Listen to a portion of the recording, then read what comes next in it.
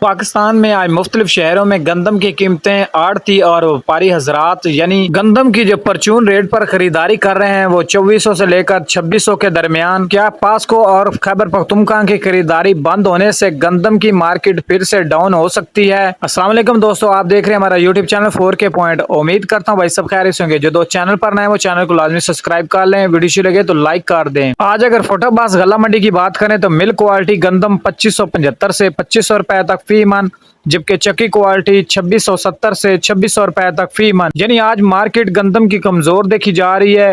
हो सकता है एक दो रोज तक मार्केट थोड़ी सी और डाउन हो जाए। अगर आज रहीम जैर खान गला मंडी में गंदम के रेट्स की बात करें तो आज मार्केट मजबूत रही। मिल्क क्वालिटी गंदम 2730 से 2690 रुपए तक, जबकि चक्की क्वालिटी गंदम 2780 से 2740 रुपए तक फी मन। और अब बात करते हैं कराची सिंध मार्केट की, तो 7600 से 7675 रुपए।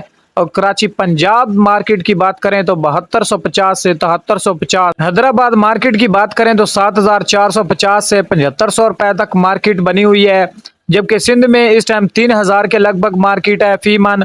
और पंजाब में 2400 से लेकर 2600 2500 के दरमियान। आज अगर हासलपुर गला मंडी में भी गंदम की शरह बाजार की बात करें तो 2550 से 2575 और 2600 रुपए तक फी मन। इस टाइम अगर पंजाब मार्केट में गंदम के रेट्स की बात करें तो मुस्तक है, मार्केट रुक चुकी है।